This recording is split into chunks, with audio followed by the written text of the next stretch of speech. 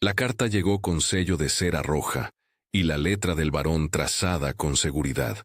En la sala baja de la casa Monteiro, entre porcelanas que nunca se usaban y fotos que hablaban de deseos incumplidos, la misiva cayó sobre la mesa como una pequeña revolución.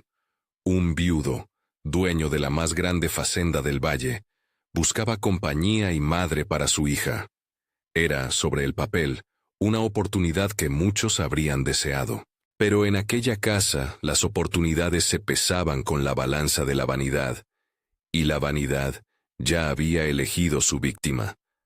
¿De veras lo envía a pedir una esposa?, preguntó Amelia, arqueando la ceja con la suficiencia que venía con su mejor vestido y sus bodas de salón imaginadas.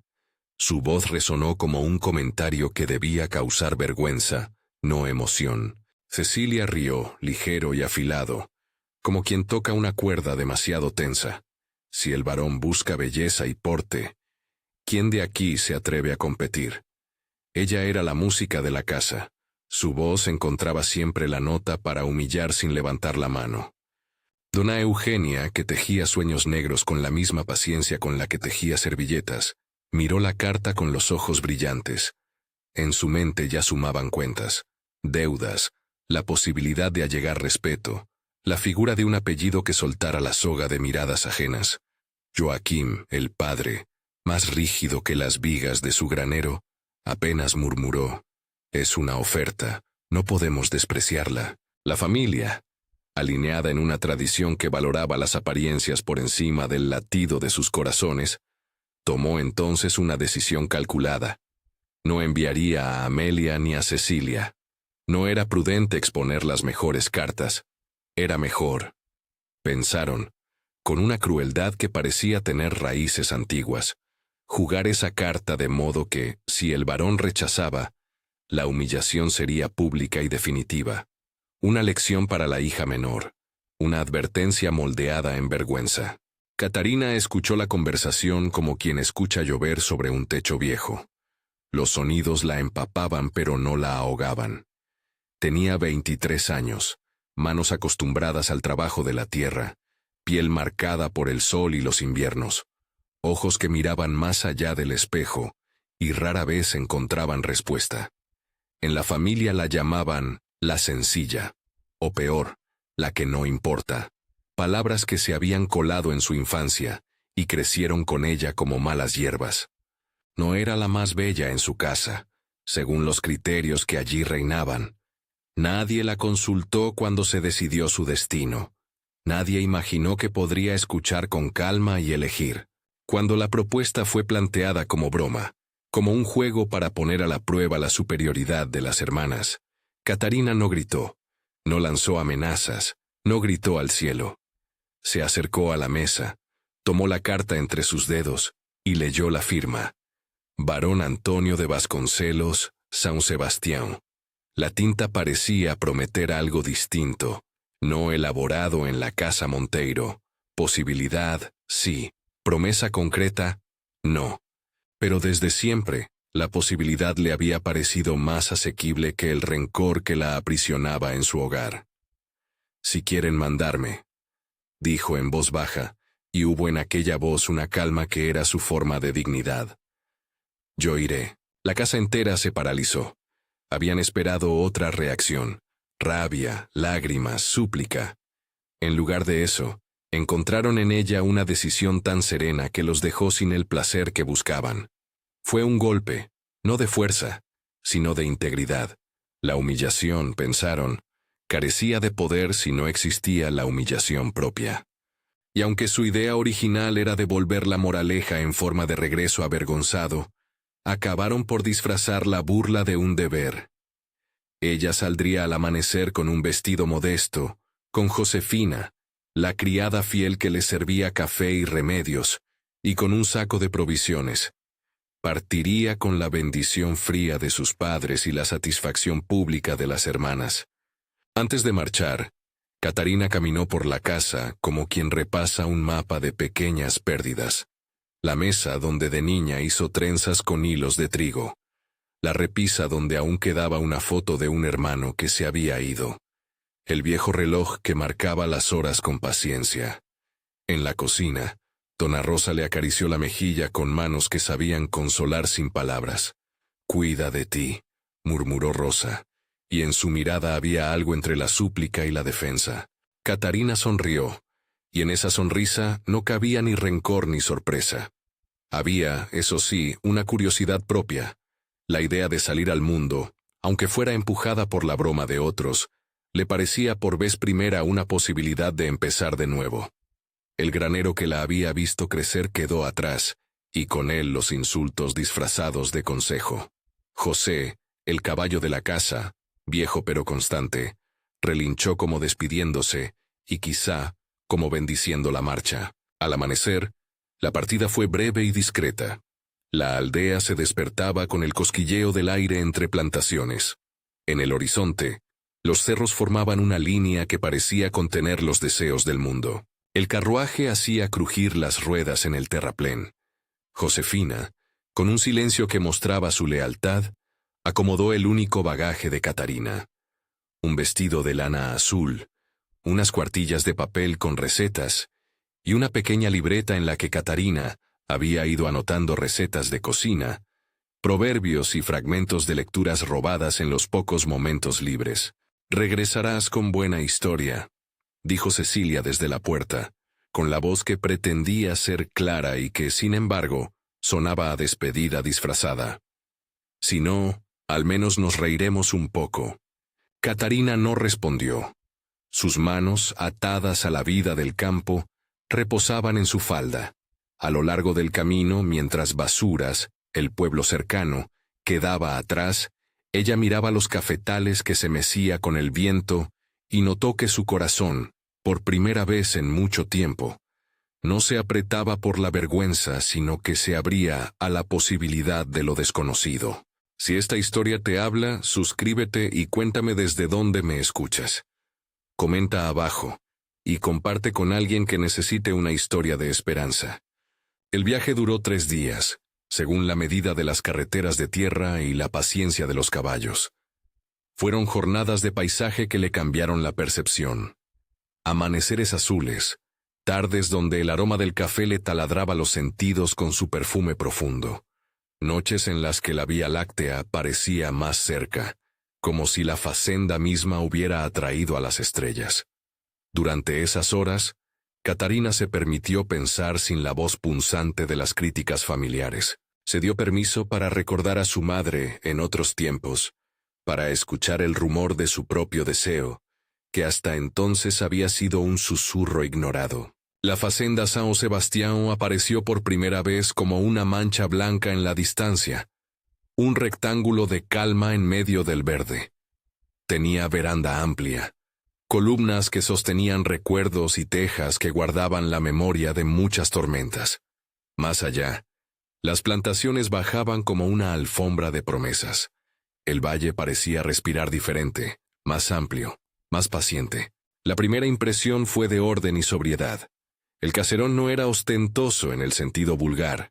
Su riqueza se mostraba en la armonía de los espacios, muebles tallados que hablaban de solidez, estanterías con libros, una cocina que emanaba olor a pan recién hecho, y mantas dobladas con prolijidad. No había exhibición de lujo, había utilidad pulcra, y en esa utilidad vivía una dignidad distinta a la del Salón Monteiro, una dignidad que sabía de trabajo y no de apariencias. El varón apareció sin protocolo. No fue un desfile, sino un paso medido al frente. Era un hombre de unos 42 años, con la barba ya perfilada por la costumbre de cuidarse sin ostentación. Sus ojos, de un color indefinido entre el gris y el verde, parecían haber aprendido a ser observadores. En su porte había una sobriedad que no exigía admiración, pero que la recibía sin sorpresa. Vestía con ropa práctica y llevaba en las manos la huella de años de administración. En su gesto no había júbilo ni hostilidad. Había la expectativa de quien abre la puerta a lo incierto y espera que la realidad convenza. «Bienvenida», dijo, con la formalidad perfecta, como quien a la vez ofrece hospitalidad y pone la primera piedra del acuerdo. Catarina se inclinó ligeramente, con la modestia que le venía de su crianza, y respondió en voz firme. No necesitó adorno en las palabras. Su silencio, a veces, decía más que un discurso calculado. El varón observó con atención la manera en que ella hablaba, el modo en que medía cada movimiento. Al ver sus manos, ásperas por años de labor, algo en su semblante se ablandó. No era compasión lo que se asomaba, sino reconocimiento. Había en aquel par de manos una honestidad que no conocía la impostura. Clara, la niña de 9 años, fue presentada con la mezcla de timidez y curiosidad que solo los niños guardan para los extraños. Tenía los rizos recogidos con una cinta y una mirada que midió a Catarina, como si estuviese decidiendo la utilidad de una nueva pieza en su pequeño mundo. ¿Te quedarás?, preguntó Clara sin protocolo, con la franqueza propia de quien encara la vida sin falsos modales. Catarina se agachó para quedar a la altura de la niña, y por un instante el caserón pareció plegarse alrededor de ese encuentro. No hubo efusiones, sino la calma de 2 personas que se aproximan con cuidado. «Si usted quiere», dijo Catarina, «yo cuidaré de usted». La promesa, humilde en sus palabras, fue vista por el varón con atención renovada. No buscaba una mujer que se prestara al desfile social. Necesitaba a alguien que pudiera ofrecer compañía, orden y ternura a una casa que, tras años de soledad, se había vuelto museo de recuerdos. La carta no le había asegurado la llegada de una princesa. Le había ofrecido la posibilidad de una compañía sincera. Y en el modo en que Catarina aceptó, sin esperas ni orgullo, el varón empezó a entrever una respuesta a su propio vacío. Los primeros días fueron de observación mutua. La facenda, acostumbrada a su ritmo, ofreció a la recién llegada labores que pronto revelaron su valor práctico. Catarina se movía por la cocina con la destreza de quien conoce los tiempos del fuego. Organizó la despensa con una lógica que alivió a la cocinera mayor, dona Mariana, y se adentró en la rutina de la casa sin altibajos dramáticos. No intentó imponer su presencia, más bien la dejó crecer como una planta que encuentra un lugar de tierra húmeda. En la biblioteca, donde los libros estaban dispuestos como testigos callados, Catarina mostró otra faceta, su amor por las palabras. Había aprendido a leer en ratos robados, y la libertad de hojear libros fue una revelación. Descubrió tratados de agrimensura, diarios de viaje, colecciones de poesías que hablaban de amores discretos y tierras lejanas. En la lectura halló no solo sosiego, sino herramientas, maneras de llevar registros, de ordenar cuentas, de comprender la administración de una facenda. Antes de que nadie lo notara, empezó a anotar en su libreta ideas para llevar inventarios, propuestas para mejorar la conservación de los alimentos, y pequeñas reformas que optimizaban el trabajo, sin interferir en el orden de la casa. Los jornaleros que la miraban con la reserva de quienes no entregan la confianza al primero que llega, la observaron de lejos y poco a poco acudieron a pedirle consejo. Su voz era directa, sus soluciones, prácticas. No buscaba halagos, buscaba hacer bien las cosas. Y así, en la realidad cotidiana, fue tejiéndose la primera hebra de un respeto que no se compra con títulos. Clara, por su parte, encontró en Catarina a alguien que leía con paciencia. Las tardes se transformaron en sesiones de cuentos, fábulas de pájaros que cruzaban mares, relatos de mujeres que tomaban decisiones simples y firmes, páginas de poesías que hablaban del valor de las cosas pequeñas. La niña se recostaba sobre una manta, apoyaba la cabeza en el regazo de Catarina y dejaba que las palabras dibujaran mundos. A veces preguntaba por la casa en basuras o por los juguetes que había dejado. Otras, exigía que le contara cómo eran las manos de Catarina cuando amasaba el pan. En la mirada de la niña no había juicio, solo la inocencia de quien necesita sostén. Y en esa inocencia, Catarina halló algo que había estado ausente en su vida, la posibilidad de ejercer ternura sin temor. El varón, que observaba desde la distancia esa lenta consolidación, se encontró a sí mismo más dispuesto a conversar. Empezaron con asuntos prácticos: el estado de los cultivos, la necesidad de reparar cercas, la atención a ciertos contratos. Catarina, sin pretensiones, ofrecía soluciones que venían de su experiencia con la tierra. Sabía leer el ciclo de las plantas y, más importante, sabía escuchar a quienes trabajaban el campo. Era una cualidad que el varón valoraba: la capacidad de unir el discurso con la obra, de transformar la teoría en labor tangible. En las cenas, el silencio dejó espacio a conversaciones que antes eran inhabitables. No eran tertulias de sociedad, eran intercambios sinceros: la infancia del varón, su mujer fallecida, la manera en que se había quedado con la casa como con un objeto custodiado por el respeto y la pena. Catarina hablaba poco de sí, salvo por pequeñas historias que surgían como chispas: la receta de un pan que llevaba cáscara de naranja, la forma en que su madre curaba los pies con sales, un proverbio que la abuela repetía cuando la vida parecía estrecha. A medida que las semanas se sucedieron, la facenda dejó de notar a la nueva presencia como una intrusa o una apuesta frívola. Se convirtió en parte del paisaje. Los trabajadores comentaban, en voz baja al principio y con menos recelo después, que la casa estaba más ordenada, que el trato con los niños y los enfermos del valle había ganado calma. Catarina no pedía reconocimiento. Su gratitud venía en forma de eficiencia y de cariño cotidiano. Y sin embargo no todo era serenidad. En los rincones del caserón, la memoria de la esposa muerta se preservaba en objetos: un vestido guardado en un armario, un pañuelo con bordado fino en la mesilla del varón, una orla de fotos organizadas con respeto. Catarina lo notó de inmediato. No era que la casa fuera un mausoleo. La pérdida había dejado un hueco cuidado con rituales de amor.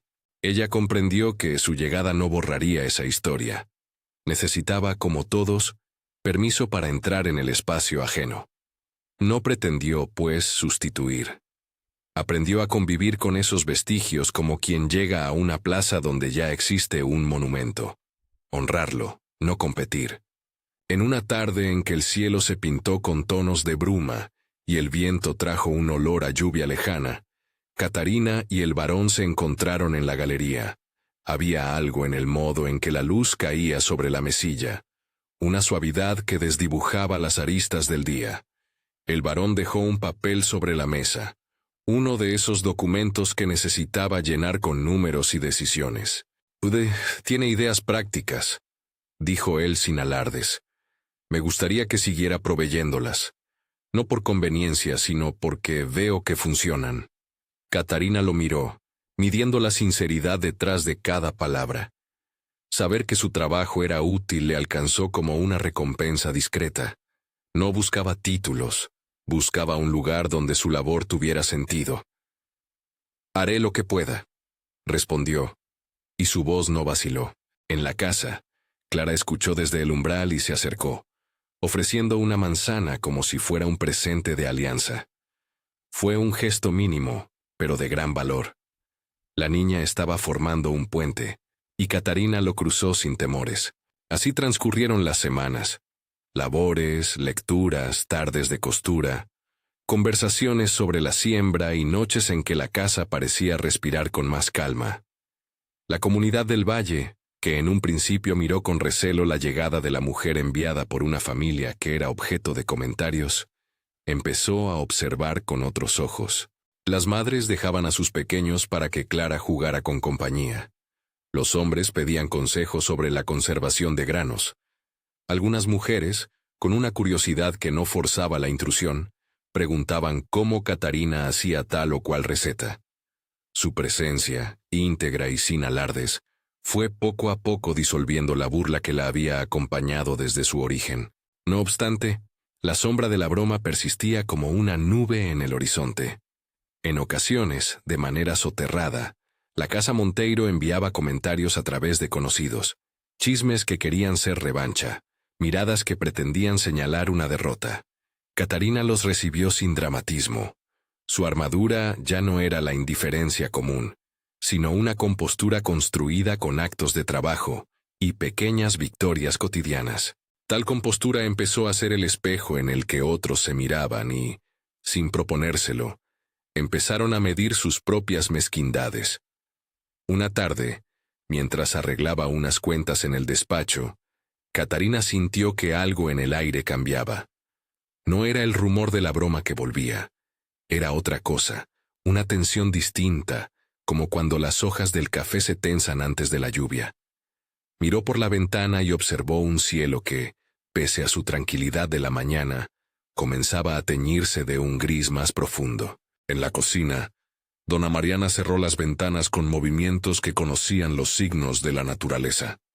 «Parece que viene tormenta», dijo sin quitar los ojos de la puerta. Catarina recogió sus cuartillas, sentó la pluma y se acercó al rostro del día que se oscurecía.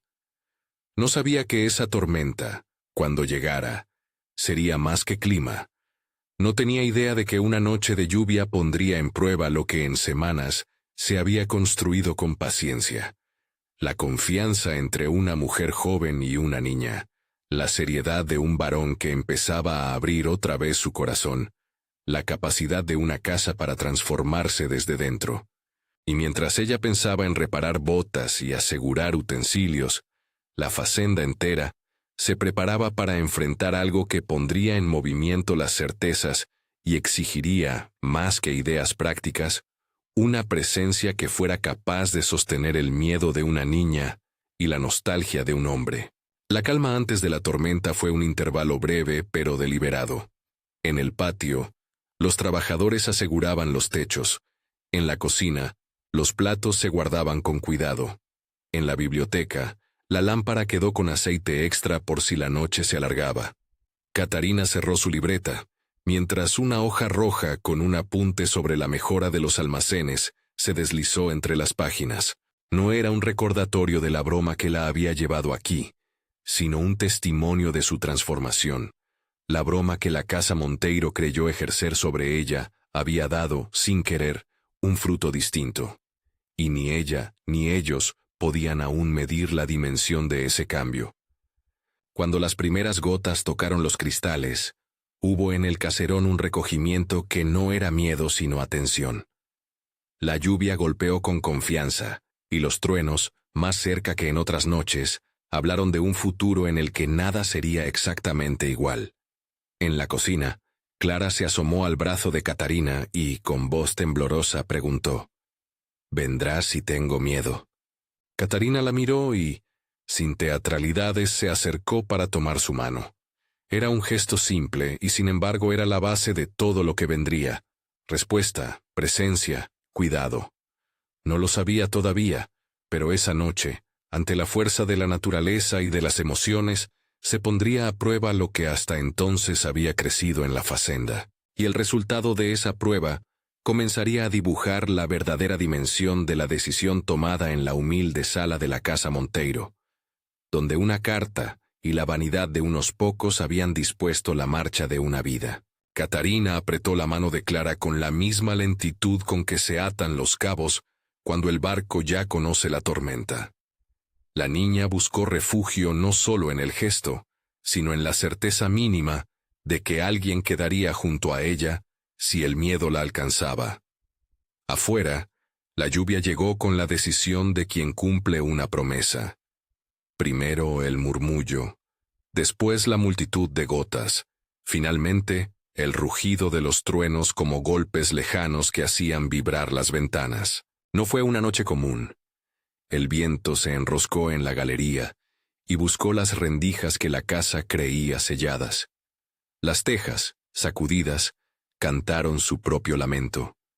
Una ráfaga arrancó de cuajo una rama pesada y la arrojó contra el vivero.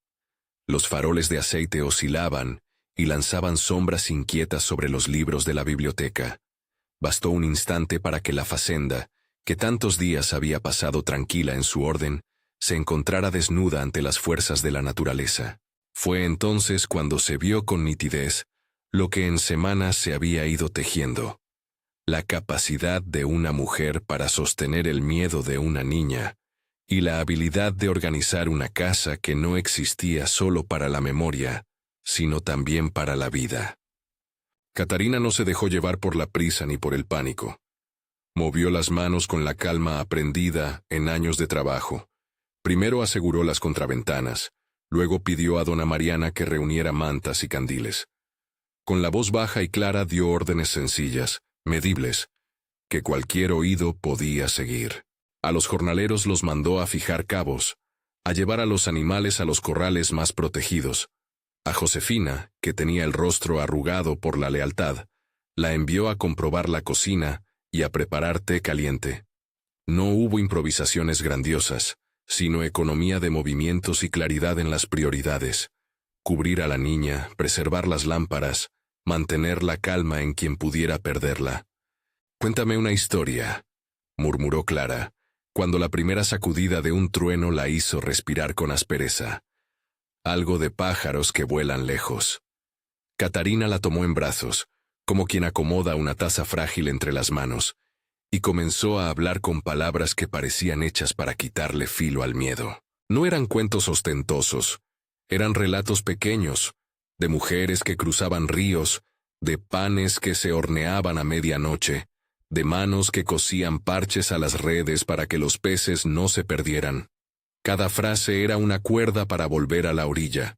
La niña, poco a poco, fue dejando que la respiración volviera a su sitio.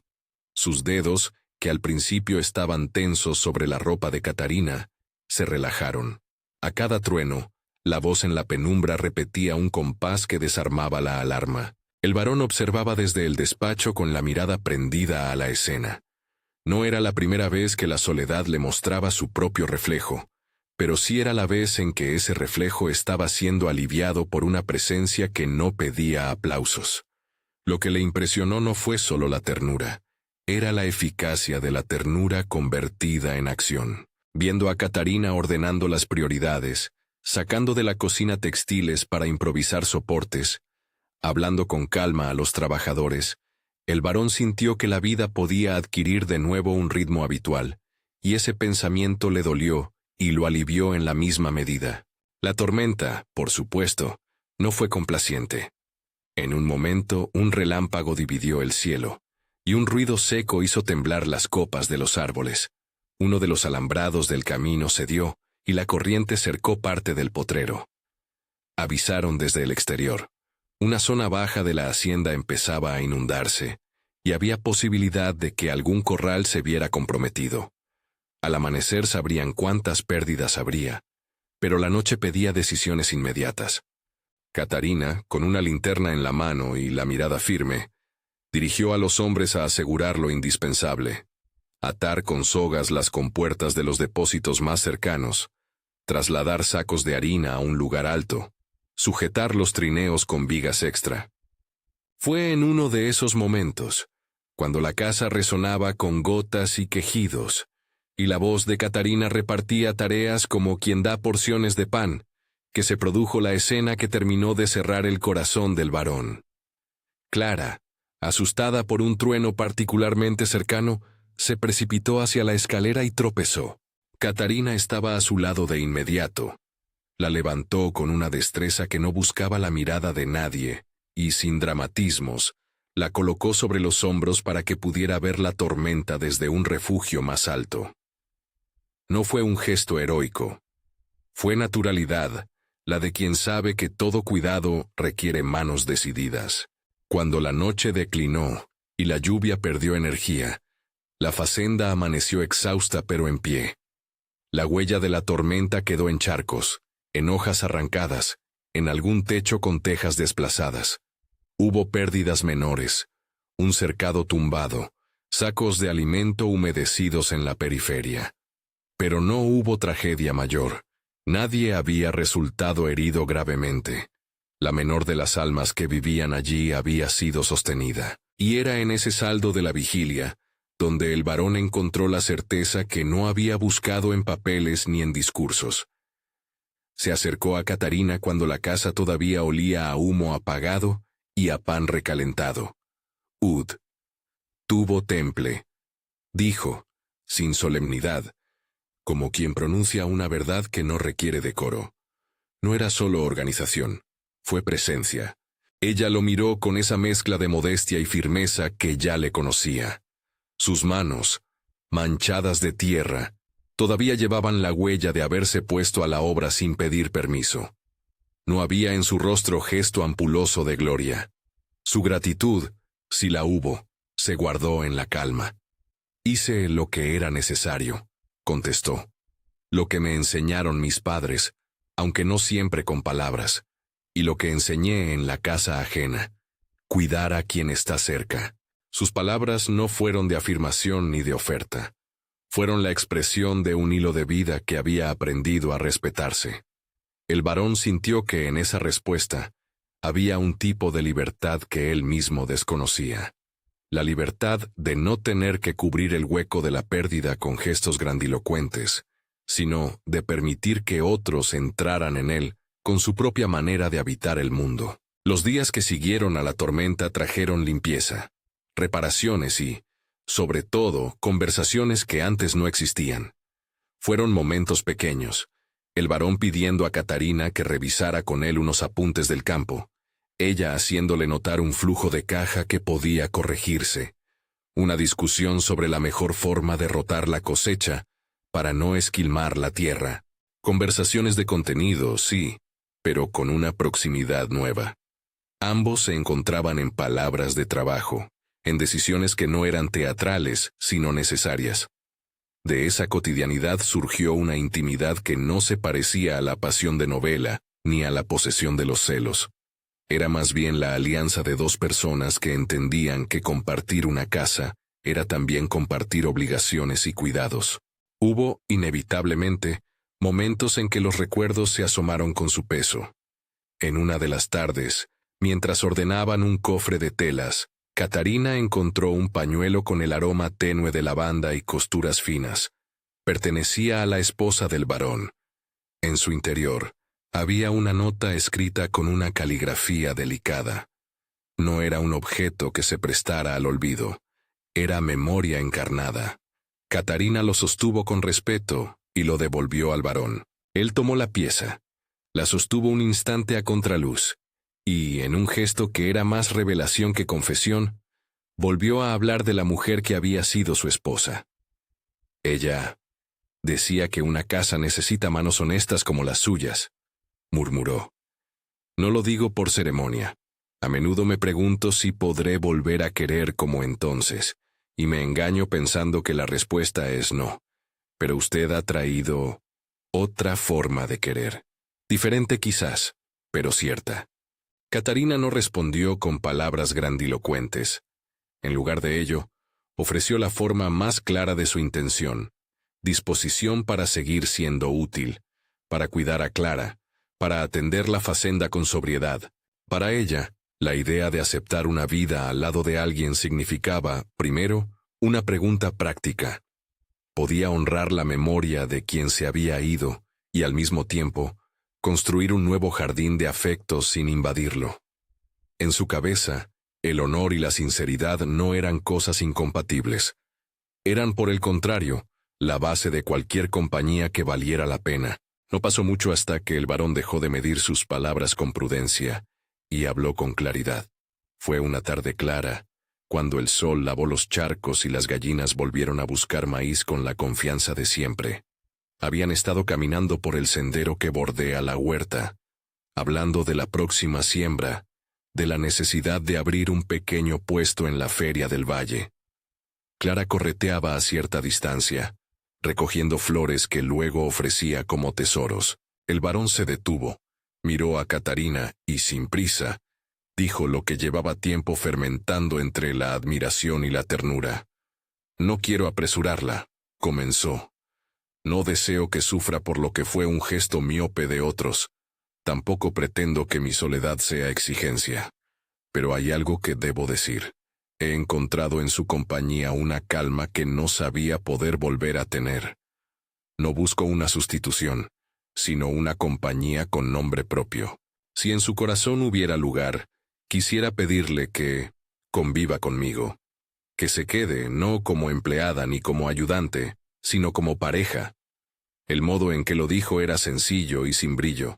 Una propuesta que partía de la honestidad del afecto y de la demanda clara de un compañero. Catarina, que había conocido desde niña el peso de las expectativas ajenas, sintió que esa oferta no venía llena de imposiciones, sino de reconocimiento.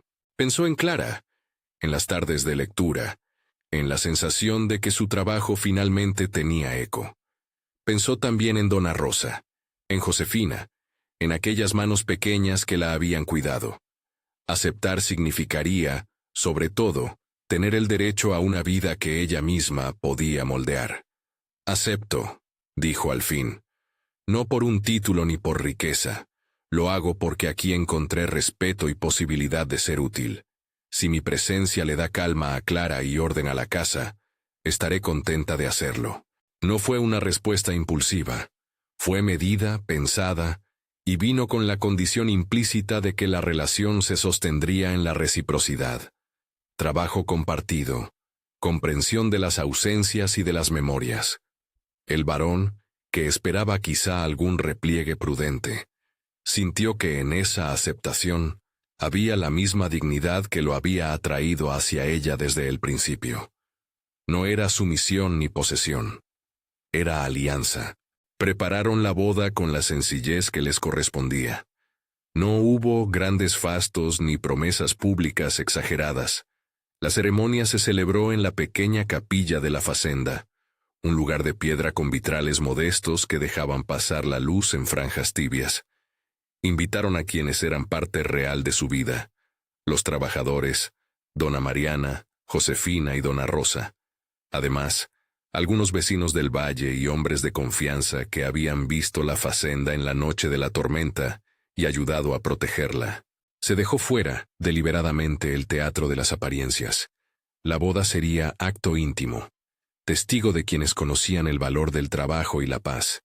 Hubo, sin embargo, un gesto que conmovió a todos y que habló del pasado con respeto. El varón pidió que el vestido de su esposa, guardado con cariño entre las telas viejas, fuera traído. No fue una imposición, fue una ofrenda. Él explicó que el uso de esa vestimenta no significaba borrar el pasado, sino honrarlo, y a la vez, tejer continuidad con el presente. A Catarina la conmovió la propuesta, y entendió en ella ese símbolo. Aceptar la vida que estaba por venir, sin traicionar las historias que habían formado la casa. Accedió, no para quedar envuelta en alguien ajeno, sino para sellar la idea de que un hogar puede resguardar memorias y, a la vez, abrir una puerta a lo nuevo. La ceremonia transcurrió sin alaracas. Clara, con la seriedad chiquita de quien es consciente de la importancia de los actos, colocó una corona de flores sobre la cabeza de Catarina antes de que la campana marcara el comienzo. Dona Rosa, que nunca había perdido esa ternura materna, estuvo en primera fila con los ojos brillantes. Josefina sostuvo uno de los extremos del velo, como quien acompaña la historia que se escribe. El varón habló de respeto, de compañerismo, de compartir la soledad y el trabajo. Catarina habló de cuidado y de humildad. Ninguna frase fue demasiado alta. Todas fueron sinceras. Al salir de la capilla, la gente del valle aplaudió con lágrimas y sonrisas. Los trabajadores, que la observaban desde el primer día con desconfianza y luego con respeto, se acercaron a saludarla con un afecto que había crecido en semanas de ver sus gestos. Sus manos, que años atrás habían sido instrumentos de fatiga, ahora eran reconocidas como fuente de dignidad. La broma que la había empujado hasta allí había perdido su filo. El destino, que en la sala Monteiro había sido tratado como chiste, se había convertido en regalo que nadie esperaba. La noticia de la boda llegó a Vassouras como una onda que partía desde la facenda. En la casa Monteiro, los susurros se volvieron ruido. Amelia y Cecilia, que habían sonreído la mañana en que enviaron la carta, encontraron ahora que su crueldad volvía multiplicada. Don Joaquín y dona Eugenia observaron la celebración enajenados, sintiendo cómo la ironía les daba la espalda. Vinieron algunos familiares y amigos en la intención de presenciar el espectáculo, pero la escena que encontraron no fue la derrota que habían imaginado, sino la serenidad de la que había sido objeto su hija. Catarina, al enterarse de la presencia de su familia en las proximidades, no organizó venganza ni desplantes públicos. No había lugar para aquel teatro. Su respuesta fue una carta y la oferta de un encuentro en calma. No busco humillar a nadie, escribió. Permanezco con mi decisión. Si desean hablar, pueden venir a mi casa. Si buscan perdón, lo doy, pero no de cualquier modo. Espero sinceridad. No fue una carta que cerró puertas. Fue la instalación de límites con dignidad. Ante la mirada de la comunidad, la familia Monteiro percibió la nobleza de la que tanto se había burlado y entendió, tarde, que la burla había salido disparada contra un corazón que no se quebró. Amelia sintió la vergüenza, Cecilia la fatiga de su propio orgullo. No hubo humillación pública, solo un silencio que pesó más que cualquier reproche. La vida en São Sebastião continuó, como la vida que respeta su propio ritmo. Catarina no dejó de realizar las labores que la habían definido. Cocinó, organizó, leyó y recomendó mejoras. Pero ahora lo hacía desde un lugar nuevo. La posición de compañera del varón, sí, pero también la de mujer que había ganado reconocimiento por su trabajo y por su corazón. La fazenda no se convirtió en un lugar de ostentación. Siguió siendo práctica y útil, pero con una hospitalidad más abierta. Las reformas que había propuesto se implementaron con el tiempo. Mejores depósitos para los granos, espacios más cómodos para las mujeres que trabajaban en la cocina, un pequeño fondo para emergencias que el varón aceptó con ecuanimidad. Todo ello no fue fruto de la opulencia, sino de una decisión de justicia cotidiana. La casa debía ser hogar y obra al mismo tiempo. Clara floreció en esa atmósfera. El miedo que la tormenta había dejado se fue transformando en confianza, anudada a la presencia segura de Catarina. Creció con cuentos, con tardes en que le enseñaron a leer mapas sencillos, con la compañía de mujeres que le devolvieron la alegría de jugar. Entretejió, además, una relación con Catarina que iba más allá de la madre legal y se parecía a la de una amiga íntima. La niña confiaba en sus consejos, en su charla sin pretensiones. Cuando se rindieron las primeras cosechas exitosas después de la tormenta, fue Clara quien repartió a los niños del valle panecillos que llevaron la firma de la casa nueva. La comunidad, que al principio miró con recelo la llegada de la mujer enviada a modo de escarnio, terminó por reconocer en ella a alguien que había hecho crecer la fazenda, no por milagros, sino por trabajo constante. Algunos que en basuras habían alegrado la broma, ahora se preguntaban si acaso la risa no les había cegado. No hubo deseos de venganza desde São Sebastião.